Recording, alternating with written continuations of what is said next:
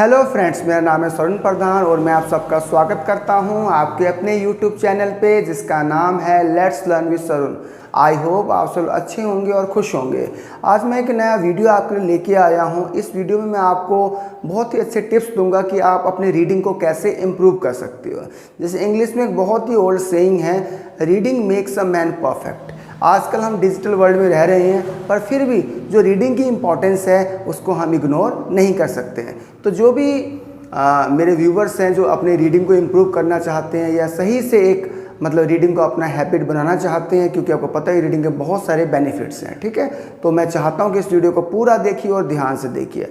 और हो सके तो अपने पास एक नोटपैड ज़रूर रखें ताकि जो टिप आपको अच्छा लगे वो उसमें नोट कर सको। और बहुत सारे मेरे व्यूवर्स वैसे हैं जो चैनल पे आते तो हैं पर उन्होंने अब तक सब्सक्राइब नहीं किया है। 70% जो व्यूवर्स हैं वो वॉच करते हैं वीडियोस को, ठीक है, बहुत बार लाइक भी करते हैं पर वो सब्सक्राइब नहीं करते हैं। प्लीज़ मैं रिक्वेस्ट है आपसे, सब्सक्राइब आप ज़रूर करें। Thank you. तो आइए स्टार्ट करते हैं, ठीक है।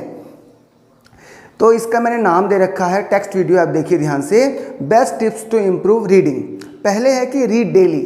आजकल प्रॉब्लम क्या है कि हम इतने बिजी हो चुके हैं और जब हमारे पास समय होता है तो हमारे मोबाइल को यूज़ करना हम क्या करते हैं, प्रेफर करते हैं। मोबाइल या टीवी या लैपटॉप जो गैजेट्स हमारे पास हैं हम उनको यूज़ करते हैं, पर हमें हर रोज़ रीड करना ज़रूरी है, ठीक है। तो कम से कम 10 to 15 मिनट्स, यहाँ लिखा भी है मैंने, make reading a habit, even 10 to 15 minutes a day helps.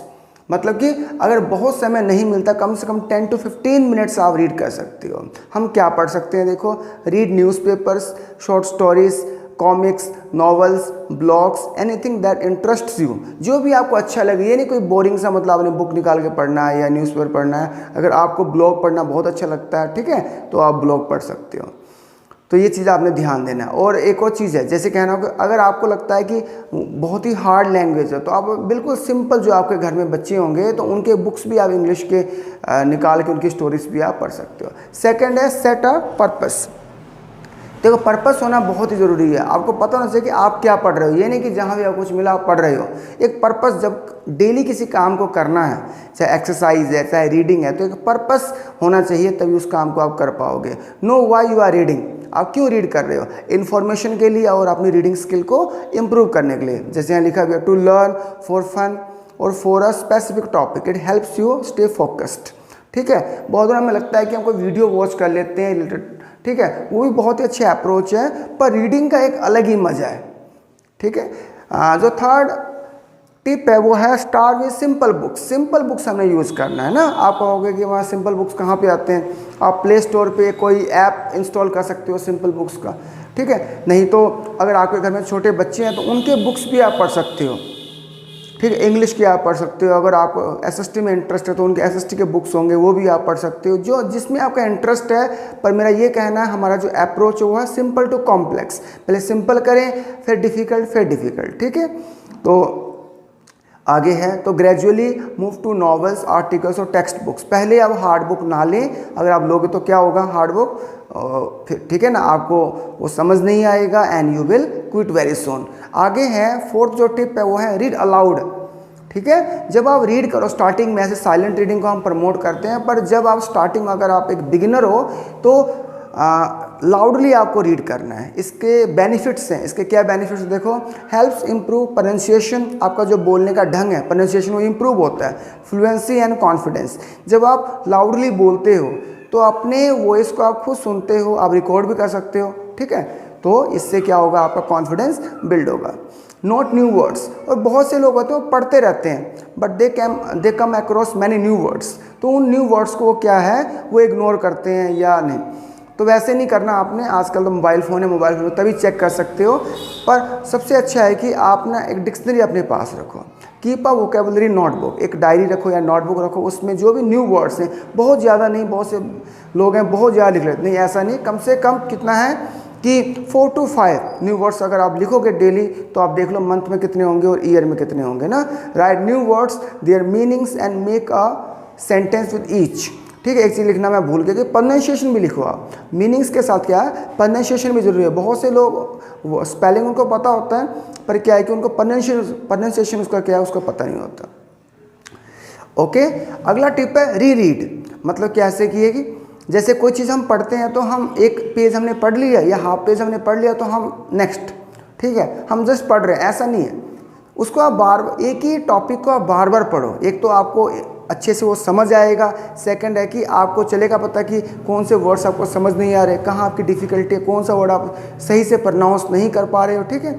तो read important parts more than once to understand better, helps in deeper comprehension and memory. Comprehension मतलब होता है अंडरस्टैंडिंग। आगे है 7 है, 7th टिप है listen while reading, use audio books और text to speech apps to listen while you follow the text, improve pronunciation and rhythm. तो आजकल देखो, पहले क्या होता था कि टेक्स्ट बुक्स बहुत, ठीक है ना, फैशन में था, पर आजकल अगर आप देखो कि जो ऑडियो बुक्स है, कुकू एफएम लगा लो या स्पॉटिफाई में लगा लो, बहुत सारे ऐप्स हैं जहां आपको थाउजेंड्स ऑफ ऑडियो बुक्स मिल सकते हैं। आपको कहोगे वहाँ तो पे करना पड़ता है सर, कैसे करें हम, तो उसका एक सोल्यूशन है, ठीक है। मैं क्या करता हूँ, अगर आप यूट्यूब पे जाओगे, यूट्यूब पे भी जाओगे आप, या एफबी पे, फेसबुक पे भी जाओगे, वहाँ पे बहुत सारे ऑडियो बुक्स हैं फ्री ऑफ कॉस्ट, ठीक है। अगर ऐड की किसी को प्रॉब्लम है तो आप पहले क्या है, डाउनलोड कर सकते हो उस बुक को, फिर आराम से आप सुनो। अगर कोई आप किचन में काम कर रहे हो, कोई लेडी है तो किचन में काम करे तब भी सुन सकते हैं।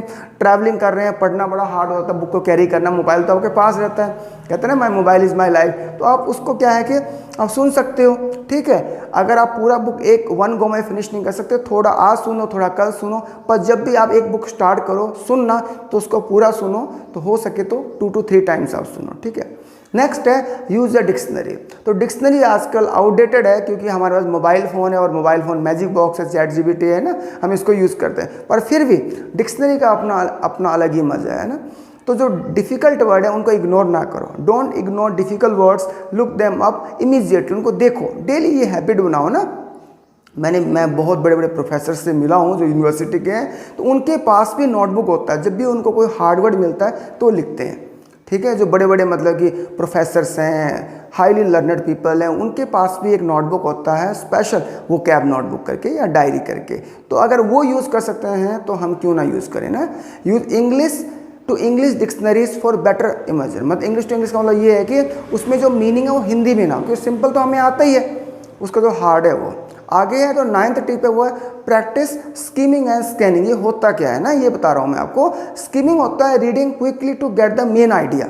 बहुत बार क्या होता है कि हमें जल्दी जल्दी पढ़ना होता है पेपर के टाइम में, तो हमें मेन आइडिया, सेंट्रल आइडिया क्या है उसको पता करें। और स्कैनिंग क्या होता है, looking for specific information, dates, names etcetera. बहुत ये भी रीडिंग होता है। तो हम स्कीमिंग और स्कैनिंग, स्कीमिंग मतलब पूरे पैराग्राफ का सेंट्रल आइडिया वो क्या कहना चाहता है, अगर हमें कोई स्पेसिफिक चीज़ वहाँ खोजनी है तो उसको हम स्कैनिंग बोलते हैं, ठीक है जी।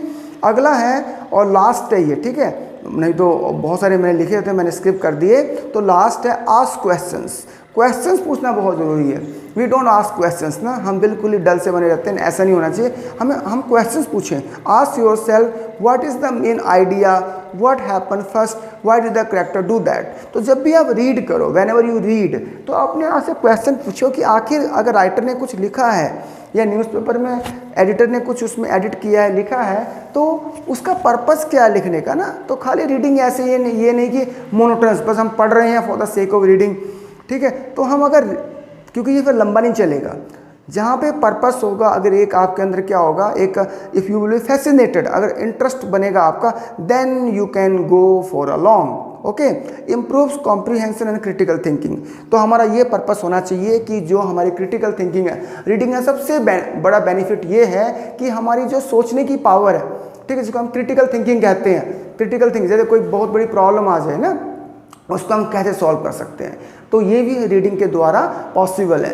तो ये मैंने आपको 10 टिप्स बताए हैं। वो सारे टिप्स मैं लगभग, सारे तो मैं नहीं कह सकता, लगभग 7 to 8 टिप्स तो मैं फॉलो करता हूँ, ठीक है, जो मैंने बताए हैं। तो मैं चाहता हूँ कि इन टिप्स को आप फॉलो करें और रीडिंग को इग्नोर ना करें, ठीक है। अगर आप 4 घंटा मोबाइल यूज़ करते हो, 3 घंटे मोबाइल यूज़ करते हो, तो spare some time 20 to 30 minutes आप रीडिंग ज़रूर करें। रीडिंग का एक अलग ही मज़ा है, क्योंकि हमारा पता है क्या, माइंड ऐसा ही है, जो माइंड को अच्छा लगे वही हम करते हैं, पर वाकई में जो अच्छा है वो करना चाहिए, ठीक है। तो इंडिया में बड़ा क्रेज है मोबाइल, इवन यूएसए में देखो, जितना लोग डिजिटल मीडिया में हैं, जितना वो डिजिटल मीडिया, उतना ही प्रिंट मीडिया, ठीक है, जो मतलब टेक्स्ट मैगजीन्स हैं, बुक्स हैं, बहुत पढ़े जाते हैं यूएसए में, कितना डेवलप्ड कंट्री, इवन जापान में, जर्मनी में, स्पेन में, जो ये कंट्रीज हैं बहुत डेवलप्ड है, पर वो रीडिंग को इग्नोर नहीं करते, क्योंकि रीडिंग का एक अलग ही मज़ा। हाँ, जब हम देख रहे हैं, सुन रहे हैं, उसमें रिटन टेक्स्ट भी हम देख रहे हैं, उसका भी चलो वो भी बेनिफिशियल है, पर रीडिंग जो है वो सुपर्ब है।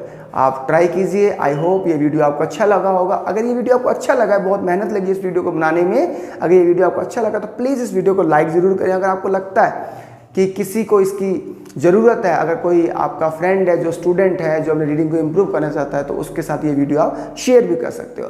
Thank you very much for watching this video. Wish you all the best. Have a good day. Bye bye. Take care.